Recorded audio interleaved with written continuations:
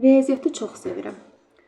Bəzən sevgi hansısa bir fənnə, hansısa bir insana, Allaha olan sevgimiz, insanlara olan sevgimiz, heyvanlara, həyatımızın bir hissəsində nəyisə olan sevgimiz gözlərimizi kör eləyir və özümüzü unuduruq. Və mən də bayaq Geminiyə sual verdim ki, əgər zehnim bir düşüncə kimi canlandırsaydım zehnimi, bir otaq olsaydı, necə olardı? O da mənə dedi ki, orada çoxlu rəflər olardı, ağzınacan riyaziyyat kitabları, həndəsə, masanın üzərində mürəkkəb tənliklər, inteqrallar və mənim üçün bir otaq canlandırdı.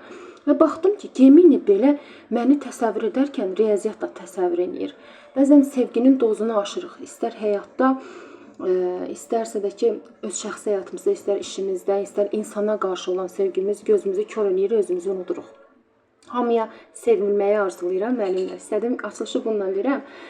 Amma sevməyi, sevilməyi arzulayıram, amma həmin sevginin gözümüzü kör etməməyini də arzu edirəm. Burada belə bir sual paylaşmışdım. Biraz dərinlərə getdik, amma nə olsun ki, həmişə elə dərsdən danışmayacağıq ki, istədim ki, biraz da videomu belə şeylərlə açım. Nə olacaq ki, hə? Deməli, nə deyirdi? Binomial əmsalları cəmi 256 olan binomun ən böyük binomial əmsalını tapın. Biz bilirik ki, binomial əmsalları cəmi 2 üzərində n düsturu ilə tapılır. 2 üzərində n əgər 256-ya bərabərdirsə, 2 üzərində n bərabərdir 2 üzərində 8-ə, n-imiz bərabərdir 8-ə. N burada cüt ədəddir, deyilmi?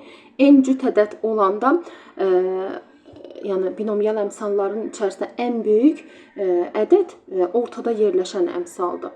Yəni, kombinizon 8-dən 4. Kombinizon 8-dən 4-də 8 vurulsun, 7 vurulsun, 6 vurulsun, 5, 1 vurulsun, 2 vurulsun, 3 vurulsun, 4. Bunu da ümumilikdə hesablayırsınız, cavab eləyir 70.